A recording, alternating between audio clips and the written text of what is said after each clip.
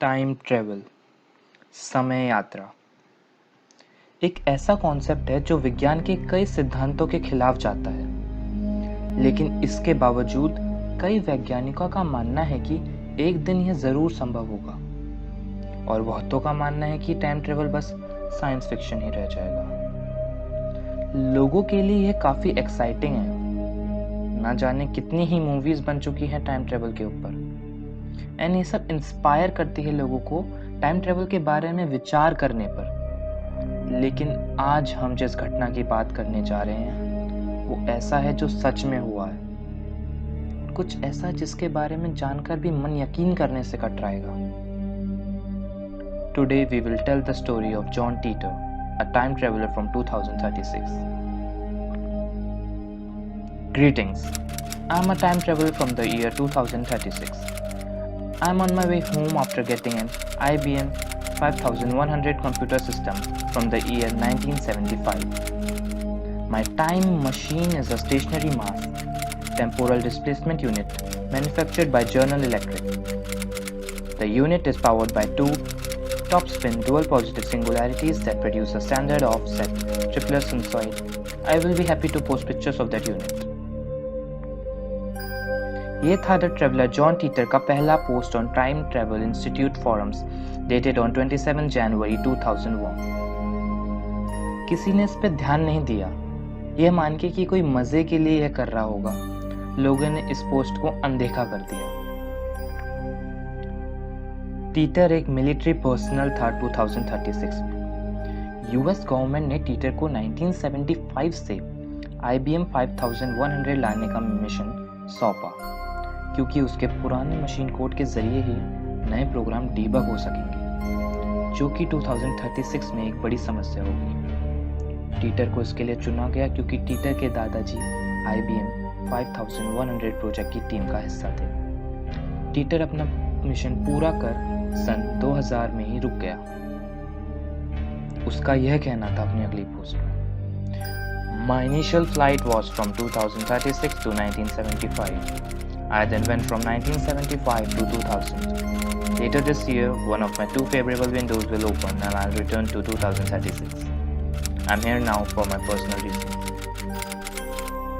इसके बाद टीटर ने कुछ तस्वीरें भी शेयर की अपनी time machine C204 gravity distortion time displacement unit की, और साथ भविष्य के बारे में कुछ ऐसी प्रिडिक्शन की जिनको सुन के आप भी दंग रह जाएंगे। टीटर ने बताया कि उसकी टाइम मशीन का आविष्कार सन 2034 में सर्न में हुआ, जो कि दुनिया का सबसे बड़ा न्यूक्लियर रिसर्च ऑर्गेनाइजेशन है। उसके इस पोस्ट के कुछ महीनों बाद ही सर्न के रिसर्चर्स का कहना था कि उनकी हाइड्रॉन कोलाइडर सिस्टम में कुछ ऐसी खोज होने की संभावना है जिससे आने वाले समय में ब्लैक होल्स खोले और बनाए जा सकेंगे। रिसेंटली इन 2015 सर्न रिसर्चर्स ने कहा कि ब्लैक होल के जरिए पैरेलल यूनिवर्स एंड लाइफ एक्सिबिटिंग जगहों को भी खोजा जा सकता है। टीटर बताया कि बहुत जल्द पेरू में एक बड़ा भूकंप आने वाला है जिसमें काफी लोग अपनी जान गंवा बैठेंगे। इस बात के 4 महीने बाद 23 जून 2001 में ऐसा ही हुआ। पेरू में एक 8.4 तीव्रता का अर्थक्वेक आया, जिसके चलते वहां खूब तबाही और जान हानि हुई। 13 फरवरी 2001 में टीटर ने एक सवाल पूछा था कि हम अपनी स्पेस शटल में ओवरहीटिंग की प्रॉब्लम का क्या समाधान निकालेंगे। यह एक चेतावनी थी कि आने वाले कोलंबिया स्पेस शटल डिजास्टर की, जो 1 फरवरी 2003 को इसी दिक्कत के चलते पूरी तरह तबाह हो गया था, जिसमें क्रू के 7 एस्ट्रोनॉट्स की जान भी चली गई थी। ऐसे ही एक और घटना यह है जिसका टीटर ने बताया कि IBM कंप्यूटर्स में एक ऐसा फंक्शन है जिसकी प्रोग्रामिंग लैंग्वेज को पुरानी लैंग्वेज में बदला जा सकता है। इस बात को IBM ने पूरी दुनिया से छिपा के रखा था। 2004 में IBM कंपनी ने इस बात को स्वीकारा और टीटर की यह बात भी सच साबित हुई। John Titor disappeared soon after and his whereabouts are still a mystery. क्या वो सच में एक टाइम ट्रेवलर था? वो अचानक कहाँ गायब हो गया? उसकी कही बातें सब सच कैसे हुई, ये सब हमें शायद समय ही बताएगा। आपके अनुसार क्या जॉन टीटर सच बोल रहा था? अगर हाँ, तो क्या आप आज टीटर दुनिया में कहीं हमारे साथ मौजूद है, या all his predictions were just a coincidence?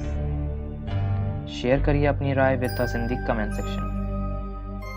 This was the story of John Titor. अगर आपको हमारा काम पसंद आया तो show it to us by clicking the like button. Also tell us what you would like to see next from us. Scoop up that sub button for more gaping stories. See you in the next Script Scoop.